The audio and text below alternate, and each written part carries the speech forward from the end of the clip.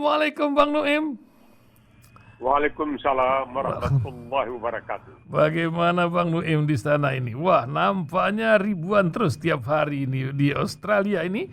Kalau ngelihat di berbagai negara, Kanada, Swiss, bahkan New Zealand itu banyak demo. Apa masih ada demo juga di Australia sana yang anti COVID? Ya, masih banyak. Orang Australia ini juga ternyata suka demo barangkali. Oh, ya, gitu. mungkin barangkali latah. Kita melihat di banyak tempat terjadi demo, mereka juga mau demo.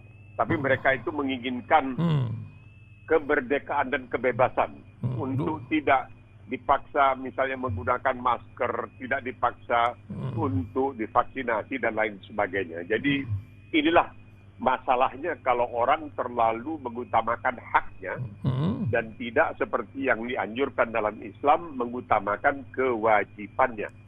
Ini sesuatu yang jarang dibahas barangkali. Tapi oleh orang-orang yang mengerti tentang Islam, mereka menulis kemudian mengatakan Islam itu mengutamakan kewajiban, bukan hak. Jadi kewajiban itu adalah mengatakan jangan sampai kamu mencelakakan diri kamu sendiri dan mencelakakan orang lain, bukan hak untuk mencelakakan. Dan mereka itu, kami berhak untuk tidak disuntik, tidak divaksinasi. Padahal dia harus mengatakan kami berkewajiban untuk memelihara diri kami supaya kami tidak terpapar dan supaya dengan demikian tidak juga menyebabkan berjangkitnya penyakit ini pada diri orang lain. Jadi ini sesuatu yang menarik dan memang kita lihat bahwa di Swiss itu ada sesuatu yang aneh. Swiss itu mengatakan dirinya sebagai negara yang paling demokratis karena begitu banyak keputusan yang diambil itu harus melalui referendum. Jadi tidak lagi seperti misalnya katakanlah di Indonesia hanya melalui DPR yang sekarang diributkan oleh Fahri Hamzah bahwa dalam soal katanya hal-hal tertentu istana tinggal telepon aja partai-partai politik dan DPR langsung menyetujui. Di Swiss tidak. Swiss itu negara yang paling suka dengan status mereka sebagai negara yang netral katanya. Tetapi oleh seorang penulis Inggris bernama Green, dia mengatakan 500 tahun Swiss itu netral, aman tentram, gemah ripah loh jenawi, yang dihasilkannya paling hebat adalah jam dinding dengan burung kecil. Sedangkan Italia yang terus bergolak, ratusan tahun bergolak terus, itu menghasilkan Leonardo da Vinci, Botticelli, dan orang-orang hebat di dunia. Jadi tidak selamanya gemah ripah loh jenawi itu bisa menghasilkan kehebatan-kehebatan dibanding dengan pergolakan seperti kalau kita bandingkan dengan Italia. Begitulah sedikit tentang Swiss yang antum sebut tadi. Jadi tidak mengherankan karena sekarang ini dalam persoalan COVID-19 ini kita lihat di Denmark. Denmark mengatakan udahlah dibebaskan aja. Inggris pun kabarnya udahlah mau dibebaskan saja karena ini merupakan normalitas baru. Jadi Inggris mungkin karena Perdana Menterinya sekarang ini sedang diusut karena ketika terjadi lockdown waktu itu rupanya dia membiarkan adanya pesta di halaman tempat tinggal resminya. Jadi nampaknya di Inggris itu biar seorang Perdana Menteri yang dipilih ya secara cucing kalau istilah Hokkiennya, secara jujur dan adil oleh rakyatnya. Kalau diduga melakukan kesalahan diperiksa oleh polisi, tidak ada hang hong seperti istilah dari Rasil. Jadi menarik sekali melihat bahwa sudah kian banyak negara sekarang ini termasuk Australia, anak-anak sudah mulai sekolah pada hari ini karena mereka sudah mengatakan ini kalau lockdown terus-terusan kita bakalan hancur lebur ini, ekonominya bisa berantakan. Jadi apa boleh buat ambil resiko karena hidup ini memang ada resiko, jangan orang Inggris, nothing ventured, nothing gain. Kalau tidak ada kita berani maju, maka kita tidak akan memperoleh sesuatu apapun. Memang luar biasa ini. Tapi sekarang Bang Nuim di Indonesia ini kalau kita ini ada beberapa cerita tentang kucing Bang Nuim. Ini nggak tahu di Australia udah lama mungkin ya. Ada hukuman orang di Medan dihukum 2 tahun sebab kucing. Ada lagi di Tulung Agung kemarin 4 bulan kena tahan sebab kucing lagi. Di Sulawesi pula. Sebenarnya ini urusan meong atau binatang piaraan ini menjadi sebuah pidana ketika salah menerapkan. Bagaimana Bang Dim kalau di Australia Bang Dim? Ya, kalau di Australia lebih dahsyat lagi. Oh, iya. Tapi paling hebat Islam. Oh, gimana Bang? Ya, saya berhenti dulu. Rasulullah Shallallahu Alaihi Wasallam mengatakan, itu perempuan itu masuk neraka. Oh. Kenapa ya Rasulullah? Dia kurung kucingnya di dalam kamar tanpa kasih makan, kasih minum. Nah, itu dia. Coba bayangkan. Bayangkan, pikir. Kalau terhadap kucing saja Islam itu sudah begitu ketat, apalagi terhadap manusia. Jadi dalam misalnya buku yang ditulis oleh Mustafa Akyol dari Turki ya, tentang Islam tanpa ekstremisme, dia mengatakan ketika misalnya Khilafah Utsmaniyah itu berkuasa, kekuasaan mutlak boleh dikatakan, pernah ada seorang khalifah bernama Sulaiman katanya, dia mau memaksa semua penduduknya mesti jadi muslim. Tapi oleh para alim ulamanya, istilahnya barangkali sekarang ini majelis ulama Turki waktu itu dikatakan, kok nggak bisa Pak?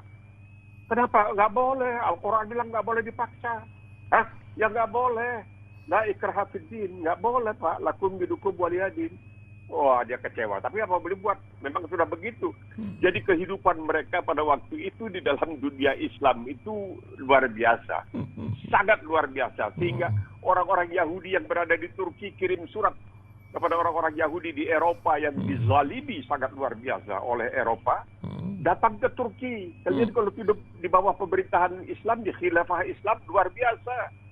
Bisa maju, bisa berkembang tanpa harus mengubah agama. Nah, itu. Jadi ajaran Islam itu sangat luar biasa. Seperti juga dikatakan dalam buku itu, bagaimana Rasulullah SAW mengatakan seorang yang begitu banyak dosanya, tapi ketika dalam perjalanan dia melihat ada seekor anjing yang terjulur lidahnya karena kehausan di tengah padang pasir, dia rela turun, padahal dia sudah turun ke dalam sumur untuk ambil minuman, naik lagi dia lihat ada anjing, dia turun lagi, ambil air untuk kasih anjing itu, diampuni Tuhan, diampuni Allah SWT segala dosa-dosanya. Nah ini ajaran Islam. Jadi seperti dikatakan oleh seorang penulis terkenal Amerika, yang menulis antara lain itu Tales of the South Pacific. Dia mengatakan, orang banyak memuji-muji Inggris, karena di Inggris lah pertama kali dibentuk sebuah organisasi namanya RSPCA, Royal Society for the Prevention of Cruelty to Animals, sebuah himpunan kerajaan untuk mencegah kekejaman terhadap binatang. Padahal itu asal-usulnya katanya, percaya atau tidak, dia bukan Muslim, penulis ini. Itu asal-usulnya dari Nabi Muhammad SAW. Nah bagaimana bisa Pak? Begini. Satu kali Rasulullah itu lagi melihat ada seorang Badui jalan dengan bawa himarnya, bawa keledainya. Rasulullah bertanya, Fulan mau kemana bawa keledai? Oh saya mau ke sana. Di sana itu ada tukang besi, dia pakai besi panas nanti, lalu dia melekatkan besi panas itu di kening, di muka keledai saya, nanti orang tahu bahwa ini adalah keledai saya, itu macam KTP. Rasulullah mengatakan jangan dibukanya lah. Kenapa? Mukanya itu peka sekali, kasihan dong. Kenapa nggak di punggungnya yang banyak lemaknya, yang banyak dagingnya? Nah, disitulah kemudian kalau kita lihat film-film Amerika itu koboi-koboi itu kan sebuah sapi itu di punggungnya dikasih besi panas supaya diketahui, oh ini misalnya R, oh ini Rasil punya. Nah ini begitu kira-kira. Jadi asal usul itu dari Islam.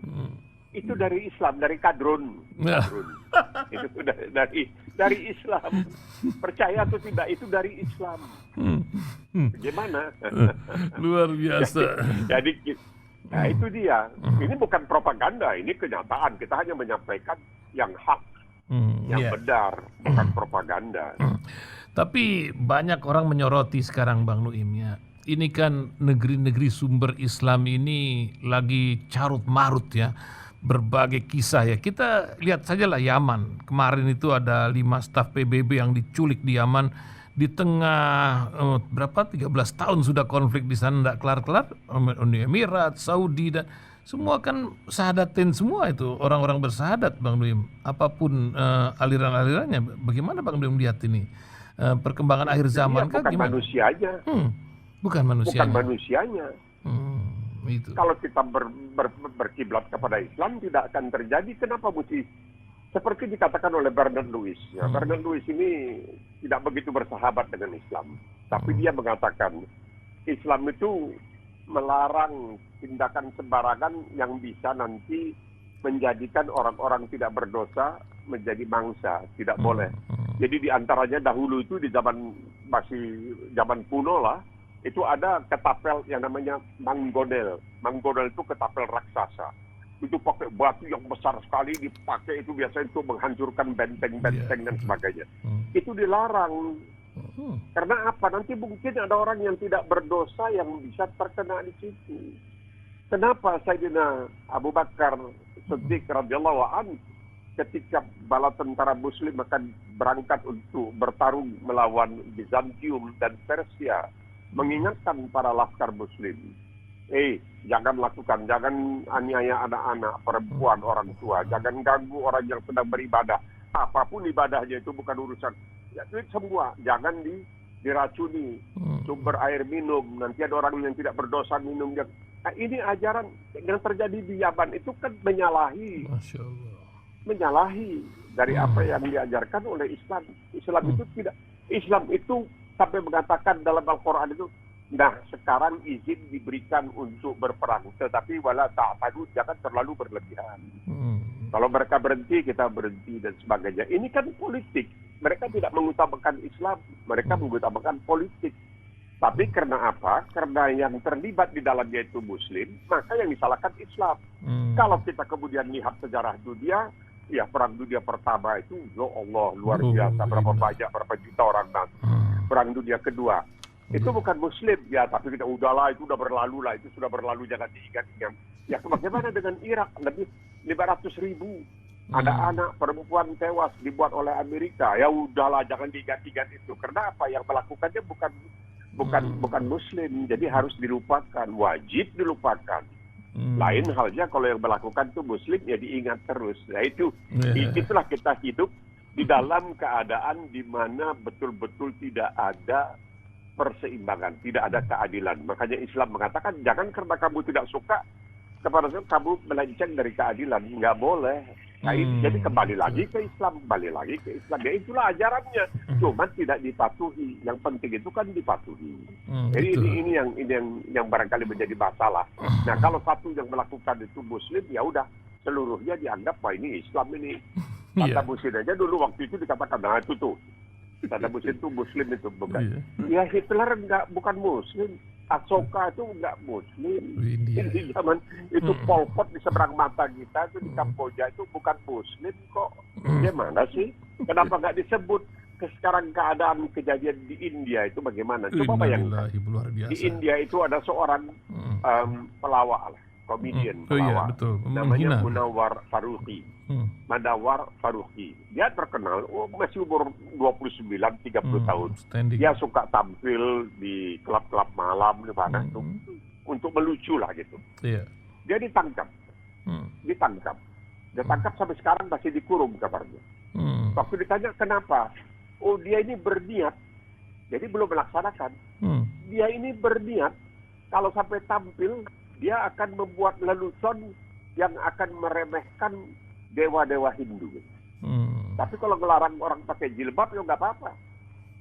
Malah dipuji-puji, dibantu oleh baru dia katanya bakalan, dia ini berniat belum melaksanakan. Nah, Islam mengatakan kalau kau berniat baik, melakukan sesuatu yang baik, kamu sudah diberi pahala. Kalau kamu berniat untuk berbuat jahat tapi tidak melaksanakannya, belum dikasih dosa. Nah, itu dia keadilan. Itu namanya keadilan. Tapi bagaimana? Karena yang melakukan penahanan itu polisinya orang Hindu dan lain sebagainya, ya si Munawar Faruqi ini terpaksa ya apa boleh buat sekarang ini di dalam tahanan polisi, nggak pun bisa ditahan di luar. Padahal polisi bilang memang dia belum mengucapkan sesuatu yang menjelekkan atau meremehkan atau membuat lelucon tentang dewa-dewa Hindu. Tapi dia punya niat untuk itu. Coba bayangkan itu. Luar biasa. Dia punya niat untuk itu. Nah itulah bedanya. Kalau mau tahu bedanya antara Islam dengan non-Islam. Non-Islam. Ya kita bisa lihat ya. Ini kan sekarang yang non-Muslim ini juga sedang ramai ini urusan Ukraina. Bahkan ada prediksi Rabu mulai perang. Apakah ini macam teluk babi macam dulu Bang Nuim, akankah ini terjadi? Karena sedemikian memanas dan cerita apa di balik ini? Mungkin Bang Lim punya analisa lain ini, cerita Ukraina dan NATO dengan rombongannya serta Rusia yang Hang Heng Hong di sana ini. Silakan Bang. Ya, lucu sekali karena nampaknya Presiden Ukraina sendiri tidak mau membesar-besarkan ini. Nah, itu dia. Yang besar-besarkan ini adalah Amerika dan NATO. Lalu Uni Soviet, Rusia bilang, lah, saya mau taruh 1 juta tentara saya di wilayah saya, apa urusan kalian? Biarpun itu wilayah yang bersebelahan dengan Ukraina, karena Ukraina ini dahulunya kan bagian dari Uni Soviet, tapi kemudian lepas dan lain sebagainya, dan kelihatannya waktu itu memang ingin mendekat ke NATO. Nah, NATO ini dibentuk untuk menghadapi Uni Soviet sebenarnya. Nah, jadi Uni Soviet mengatakan kalau nanti Ukraina yang berada persis berbatasan dengan Rusia menjadi bagian dari NATO, ini katanya bisa mengancam secara strategis dan lain sebagainya. Makanya Vladimir Putin mengatakan beri jaminan bahwa Ukraina tidak akan ditawari untuk menjadi anggota NATO, dan kalaupun dia memajukan permohonan untuk menjadi anggota NATO supaya permohonannya ditolak. Nah, NATO tidak mau memberikan jaminan seperti ini. Jadi macam-macam timbullah sekarang ini. Ini Australia yang jauh juga sebuah diplomatnya sebagian terbesar sudah ditarik keluar dari Kiev, dari ibu kota, supaya berada jauh dari perbatasan. Begitulah kira-kira. Nah, ini permainan saja. Ini supaya bikin ribut karena sedang ada Olimpiade musim dingin ini, dampaknya bagaimana ini untuk mencari perhatian. Jadi banyak yang mengatakan kalaupun akan terjadi sesuatu mungkin setelah selesainya Olimpiade musim dingin. Kalau tidak, nanti Vladimir Putin kalau dia sampai masuk ke Ukraina mungkin nanti akan menyinggung perasaan Xi Jinping, Presiden Cina, karena ini katanya menarik perhatian dari Olimpiade musim dingin yang sedang berlangsung di Cina. Jadi kita tunggu saja tanggal mainnya. Tapi saya pikir tidak akan terjadi sesuatu apa, karena semuanya sudah mengancam akan melakukan sanksi yang sangat luar biasa terhadap Rusia. Karena ya Amerika ini bisa menggunakan sanksi yang dengan hebatnya. Misalnya kita lihat Taliban. Taliban ini punya uang di Amerika, barangkali 10 miliar dolar ada uangnya. Tapi nampaknya uangnya kemudian diblokir, di embargo. Karena satu dan lain hal, karena ada sanksi dari Amerika. Dan uang itu katanya sebagian mau diberikan kepada para korban peristiwa 11 September 2001. Karena sanak keluarga yang ada 3.000 orang yang tewas, nanti sanak keluarganya mungkin akan dibagi-bagi dari uang Taliban itu. Jadi ini lucunya nggak kira-kira. Sementara di Afghanistan sendiri anak-anak kecil sudah, ya bayi-bayi sudah bermatian dan lain sebagainya karena kelaparan dan sebagainya. Apalagi musim dingin yang begitu hebat, ini tidak ada merasa prihatin, tidak ada merasa kemanusiaan terhadap itu. Seakan-akan ya udah kamu di bawah Taliban, maka kamu tidak menjadi pikiran kami lagi. Jadi keadaan ini memang betul-betul kurang, akhlaknya kurang lah, moralitasnya kurang. Innalillah, memang luar biasa ini. Ini juga Bang Lim urusan akhlak ini dan moralitas. Bang Lim dengar cerita Wadas, sampaikah ke Australia cerita dari Purworejo itu Bang Lim? Bagaimana Bang Lim melihat sebuah bendungan? Bagaimana Bang? Menarik sekali ini desa Wadas ini. Bendungannya namanya Bener ya. Bener namanya. Kalau sekiranya pendengar Rasil hari ini membaca tajuk rencana atau editorial koran bahasa Inggris Jakarta Post, akan heran. Sekiranya barangkali tajuk rencana itu ditulis dalam bahasa Indonesia, mungkin korannya sudah dibredel. Karena dalam hari Senin ini, tanggal 14 Februari ini, koran bahasa Inggris Jakarta Post yang diterbitkan kabarnya secara kongsi-kongsi oleh sejumlah penerbitan besar seperti Kompas, Tempo, dan lain sebagainya, itu praktis mengatakan apa yang terjadi di desa Wadas itu memberikan kesan bahwa ya seperti yang suka dibikin orang sebagai lelucon, NKRI itu bukan negara kesatuan Republik Indonesia, tetapi negara kepolisian Republik Indonesia. Karena begitu hebatnya kekuasaan polisi yang tanpa tedeng aling-aling, meminjam istilah Soekarno, melakukan tindakan yang begitu represif sehingga banyak orang yang nanti akan mengatakan, kata koran Jakarta Post ya, bukan saya, bukan Nuim Hayat yang mengatakan, sehingga orang bisa menarik kesimpulan bahwa Indonesia ini negara kepolisian, police state. Itu tidak lagi demokratis. Itu tidak lagi demokratis. Tapi disebutkan sebagai the police state, negara kepolisian. Padahal polisi itu katanya mengayomi rakyat dan lain sebagainya. Padahal mereka melakukan penindasan dan kezaliman yang sangat luar biasa. Itu menurut koran The Jakarta Post. Itu terbit dalam bahasa Inggris ya di Jakarta. Itu ya betul mewakili pandangan cukup banyak kalangan dan biasanya tidak begitu kritis terhadap pemerintah. Tapi terpaksa sekali ini. Seperti juga dalam tulisan hari ini di Jakarta Post itu ada tulisan mengenai soal ibu kota baru. Ada pertanyaan, kenapa namanya kok nama Jawa, ibu kotanya Nusantara?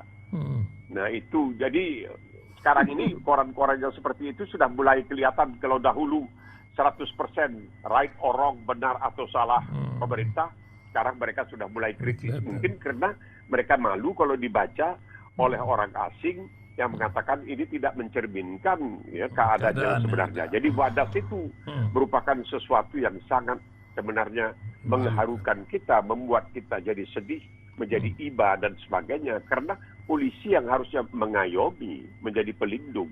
Di sini di Australia ini iklan-iklan di televisi itu selalu mengatakan, kalau Anda kehilangan ini lapor ke polisi, kalau Anda begini lapor ke polisi supaya dibantu oleh polisi. Jadi polisi itu membantu, bukan malahan melakukan. Kalau kita baca ngeri sekali. Dikerahkan pasukan, wah luar biasa. Jadi Wadas ini Kedung Ombo, ini mengingatkan kita kembali ke zaman Kedung Ombo waktu itu. Jadi ya inilah keadaan walhasil balik asal. Jadi nggak bisa. Ini sesuatu yang harus dipikirkan secara matang. Harus barangkali ya dilakukanlah perubahan, ditegurlah. Jangan kalau satu pihak karena dianggap dia bersahabat dengan penguasa dan kekuasaan, dia bisa berbuat sesuka hatinya. Satu pihak yang dianggap kritis, enggak. Voltaire mengatakan, saya tidak setuju. Voltaire ini filosof Perancis, tapi dia barangkali mencotek dari Islam. Tapi nanti kita bicarakan. Saya tidak setuju dengan apa yang saudara katakan. Saya sengit sekali, saya benci sekali dengan apa yang saudara katakan. Tapi saya bersedia mengorbankan jiwa raga saya, mempertahankan hak saudara untuk mengatakan. Kalau tidak ada kritik, tidak ditegur, itu dulu. Di zaman waktu Islam mula-mula masuk, di Arab sana, di Quraisy, itu orang-orang Yahudi, orang-orang Badui yang masih kafir itu, mereka itu tidak segan-segan. Ada hewan hidupnya dipotong aja dagingnya sebagian, lalu dimasak. Karena mereka kan tidak punya peti es. Nah, Islam datang bilang, itu tidak bisa. Jangankan kamu menyayat daging dari hewan yang masih hidup, lalu hewan itu kesakitan karena lukanya. Bahkan ketika kamu mengasah pisau di depan hewan yang kau mau sembelih pun, itu adalah suatu perbuatan yang diharapkan. Karena kau telah menakut-nakuti hewan itu. Nah, kepada hewan saja, kucing tadi. Ya, kepada kucing. Nah, kalau di Australia jangan macam-macam. Padahal, supaya Rasil tahu, di Australia ini, yang banyak melakukan kejahatan dalam tanda kutip ya. Misalnya di hutan di mana itu semua menghabisi binatang-binatang asli Australia yang kecil-kecil itu kucing liar. Kucing liar itu paling ganas, lebih ganas daripada anjing liar di Australia ini. Namun demikian tidak boleh dianiaya. Kalau mau dibunuh, tembak, mati dan lain sebagainya. Dan tidak sembarangan orang bisa melakukan hal seperti itu. Burung gagak aja yang hitam-hitam itu nggak boleh kita bisa tembak atau kita nggak boleh dilindungi. Di sini satwanya dilindungi. Jadi saudara binatang-binatang dan sebagainya itu sangat dilindungi. Yang berbuat kejam terhadap binatangnya itu dihukum sangat berat di Australia ini. Dan asal usulnya kata penulis Amerika itu adalah dari Rasulullah SAW. Masya Allah. Ya, luar biasa. Bang Noim, ini 5 menit lagi nih saya ingin tanya Bang Noim, ini banyak orang di sini kepleset urusan 14 Februari. Walaupun 14 Februari ini dipilih sebagai hari pemilu 2024. Valentine Days Bang Noim. Apa yang Bang Noim melihat fenomena ini? Apa terjadi? Sayang buat orang Islam itu tiap hari, tapi kok ini menjadi sebuah hari yang sedemikian kapitalisasi atau gimana? Mungkin Bang Nuim bisa kasih pencerahan buat pendengar. Dulu di zaman Romawi, itu ada seorang kaisar Romawi yang punya keyakinan lelaki yang belum beristri itu kalau dijadikan tentara lebih ganas. Jadi lebih hebat dia, lebih satria. Nah, ada seorang pendeta, kabarnya bernama Valentinus. Dia diam-diam menikahkan anak-anak muda itu, dia nikahkan supaya tidak diwajibkan jadi tentara Romawi. Jadi dia menyelamatkan mereka itu dari menjadi tentara Romawi. Namanya Valentinus, yaitu Valentine di bahasa Inggrisnya, jadi di Valentine. Inggris ini kan begitu. Itu Nabi Isa alaihissalam, nama asli Yeshua, dia bilang Yesus saja, satu dunia ikut bilang Yesus. Nah, ini Inggris bilang Valentine. Jadi itulah dirayakan karena dia menyelamatkan banyak anak-anak muda, pemuda-pemuda itu, sehingga mereka tidak diwajibkan jadi tentara karena mereka sudah terlanjur punya istri. Tetapi si Valentine ini kedapatan bahwa dia melakukan itu dengan sengaja dan mengetahui bahwa kaisar menghendaki pemuda-pemuda jomblo untuk menjadi tentara supaya lebih ganas, lebih hebat. Kenapa dia bersedia untuk menikahkan mereka? Maka dia dihukum mati. Jadi untuk memperingati Valentinus inilah dirayakan hari Valentine tanggal 4 Februari. Tapi jangan heran. Kalau antum, kalau pendengar Rasil hari ini pergi misalnya ke Riyadh, ibu kota Arab Saudi, jangan heran ya. Kalau lihat toko-toko pakaian wanita itu banyak sekali pakaian dalam yang warna merah. Karena itu melambangkan warna hari Valentina. Percaya nggak di Arab Saudi? Tapi jangan sebut Valentino, tidak boleh disebut. Tak boleh. Padahal biasanya mereka itu pakai warnanya itu biasanya hitam. Sekarang ini merah. Di mana-mana laporan-laporan media luar negeri mengatakan wah Arab Saudi pakaian merah-merah sekarang gitu. Sudah mulai. Tapi tidak disebutkan. Jangan sebutkan namanya Valentino atau Valentine atau apalah bahasa. Tidak boleh. Hanya dengan lambang merah itu. Karena merah itulah bunga mawar itu kan. Lambang merah itu. Itu yang sekarang dijual di banyak di toko-toko. Jadi menjelang tanggal 14 itu, menjelang hari ini, wah itu toko-toko di Arab Saudi katanya, wah memajang pakaian-pakaian, terutama pakaian dalam wanita berwarna merah. Jadi hari Valentinos itu atau Valentine's Day itu adalah untuk menghormati dan memperingati jasa seorang pendeta bernama Valentinus yang berani melanggar titah kaisar menikahkan anak-anak muda, pemuda-pemuda supaya mereka tidak diwajibkan untuk menjalani wajib militer. Itulah cara ringkasnya, begitulah kira-kira ceritanya. Iya, itu. Jadi kalau diperhatikan seperti ini, ada seorang rapper dari Amerika, dia kemudian jadi Muslim. Dia membuat suatu tulisan, satu lagu. Kita melihat ke timur dan ke barat, ke utara dan ke selatan, mencari contoh tentang kehidupan suami istri yang sangat sakinah, yang sangat harmonis. Padahal kehidupan suami istri yang sangat harmonis itu tidak ada tolak bandingnya. Kita lihat di depan mata kita, yaitu antara Rasulullah SAW dengan Khadijah. Jangan lupa perbedaan usia yang begitu besar, tapi mereka begitu saling kasih sayang. Sehingga ketika Khadijah telah meninggal dunia, telah wafat, ketika Rasulullah pernah menemukan kalung atau rantai atau perhiasan yang pernah dimiliki oleh istrinya, oleh Khadijah, beliau menyucurkan air mata. Jadi kasih sayang yang sangat luar biasa. Kita lihat ke timur dan ke barat, ke utara dan ke selatan. Indah sekali dalam bahasa Inggris. Dia buat lagu rapper itu. Untuk mencari contoh tentang kehidupan suami istri yang sakinah, mawaddatan warahmah. Kita padahal di ujung mata kita, yaitu Rasul kita sendiri dengan Khadijah. Kenapa mesti cari ke Valentine begitu kira-kira? Kalau sayang aja setiap hari. Kenapa mesti setahun sekali? Masya Allah, itu tiap harilah kita punya hari kasih sayang. Insya Allah, mudah-mudahan Bang Nuim. Tapi nanti Ramadan di Australia, kalau di Indonesia ini satu Ramadan Muhammadiyah sudah menentukan 2 April. Tapi Profesor Thomas Jamaluddin bilang akan beda nih kayak. Macam mana Bang Nuim? Kalau kami mungkin masih tetap banyak yang ru'yah. Ru'yah, betul. Tunggu. Jadi saya pernah mendengar alasannya begini. kalau masih dikasih waktu 1 menit, 2 menit. Ya boleh. Masih. Pada 10 suatu menit. kali katanya sekitar jam menjelang asar di Madinah, jadi datang kafilah masuk. Keadaan sunyi sepi. Jadi pemimpin kafilah ini kebetulan berjumpa dengan seseorang, bertanya, kenapa ini Madinah hari ini kok sunyi sepi nih? Iya kan ini masih puasa katanya. Jadi orang masih tinggal di rumah karena panas dan lain sebagainya, masih puasa, besok baru merayakan Idul Fitr. Orang ini mengatakan, lah kami tadi malam sudah melihat Ru'yatul Hilal. Hah? Kami sudah melihat. Lalu katanya diberitahukan kepada Rasulullah. Maka disumpah orang ini. Betul kami sudah melihat. Rasulullah memerintahkan langsung kepada penduduk Madinah untuk waktu itu juga berbuka puasa. Dan besoknya baru menyelenggarakan salatul Aid. Nah itulah yang dianggap jadi subuh biruyati wa aftiru biruyati. Jadi kita puasa dengan melihat. Ya.